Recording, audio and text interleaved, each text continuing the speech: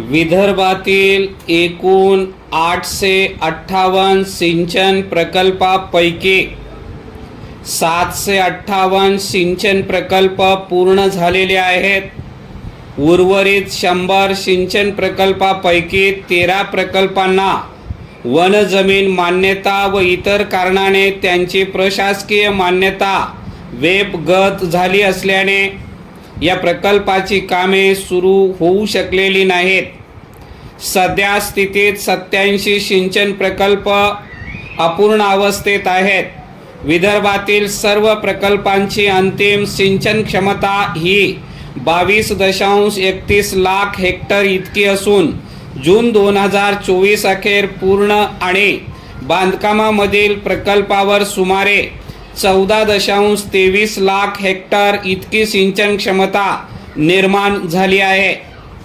बांधकाम सुरू असलेल्या 87 प्रकल्पाची अंतिम सिंचन क्षमता 12.60 लाख हेक्टर इतकी असून जून 2024 अखेर 4.81 लाख हेक्टर इतकी सिंचन क्षमता निर्माण झाली आहे, अशी माहिती सरकारने दिली आहे. परिच्छेद निर्देशांक व अनुशेष समितीने जून 1994 अखेर निर्धारित केलेला विदर्भातील 6 जिल्ह्यातील सिंचनाचा अनुशेष 7,84,720 हेक्टर इतका होता.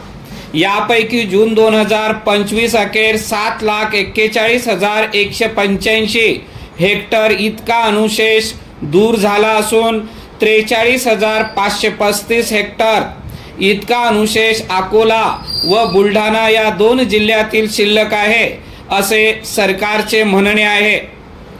दुसरीकडे सिंचन अनुशेष दूर झालेला नसून तो कितीतरी पटीने वाढला आहे, असे अभ्यासकांचे म्हणणे आहे.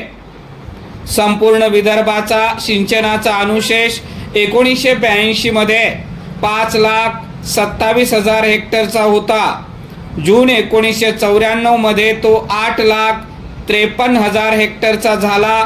तो आता जून 2020 या राज्य सरासरीवर 11,61,000 हेक्टरचा झाला आहे. ही माहिती सिंचन क्षेत्राचे अभ्यासक माजी विधान परिषद सदस्य प्राध्यापक B.T.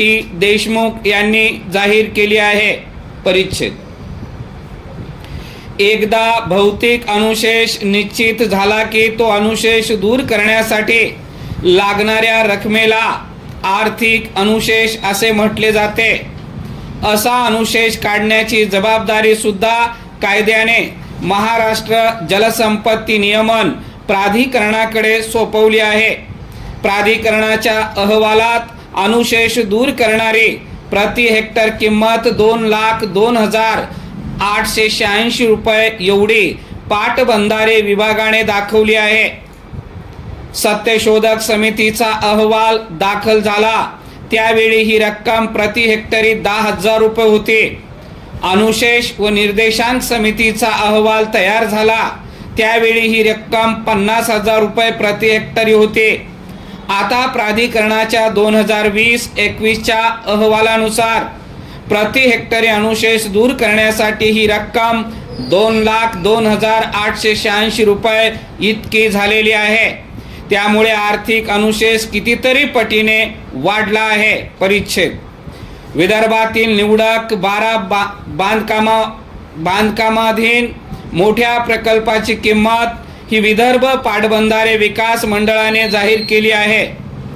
जलसंपदा विभागाच्या 2025-26च्या कार्यक्रम अंदाजपत्रकानुसार या 12 मोठ्या प्रकल्पाची एकूण सिंचन क्षमता ही 10,18,000 हेक्टर इतकी आहे.